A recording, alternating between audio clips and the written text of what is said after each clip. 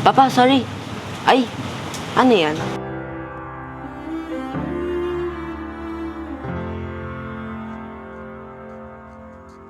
First time mo mag-cursive ngayon.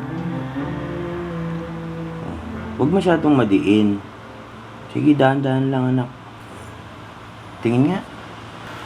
Kaya naman pala anak eh. Wala nang tasa itong lapis mo. Nasaan mo? Papa, bakit kailangan matasahan yung lapis? Ay! O tuloy mo yan anak ha. Hello! O sige, papunta na. Wait lang. Nagmamadali ka naman eh. Sige na. Anak, sabihin mo sa tito mo, magbayad ng kuryente. Yung pambayad natin, nasa ibabaw ng lamesa. Para may kuryente tayo pag uwi ko, ha? Opo, Papa. O siya, alis na ako.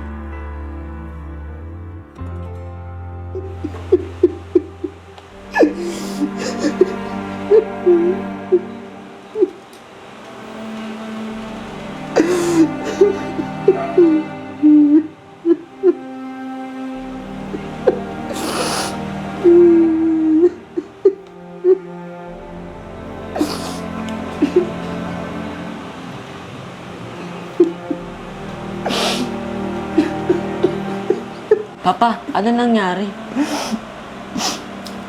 Alam mo anak, simula nang mawala ang mom mo, ang dami kong na-realize. Ang dami ko palang pagkukulang sa'yo. Na-realize ko na may mga bagay pala sa mundo na unti-unting nauubos at nababawasan at hindi na muling maibabalik pa. Kaya habang nasa atin ito, kailangan natin ng wastong paggamit at wastong pag-alaga. Bagamat may mga bagay na mauubos at mababawasan upang magbigay ng panibagong gamit at pag-asa. Minsan anak, akala natin na yung mga bagay na yan ay nangyayari ayon sa itinakda ng panahon. Wawasakin ang buong pagkatao mo para buuin ang panibagong ikaw. Para umusbong ang panibagong tayo. Okay lang yan, Papa. Mahal na mahal kita.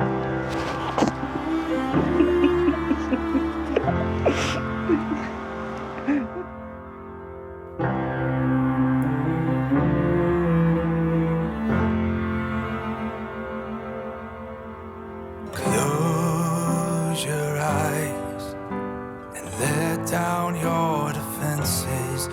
You are safe here now in the Father's love. Rest your heart, let the mercy take you over. You are home here now in the Father's love. Never will I walk away, for nothing brings me pleasure more than just to sit and stay close.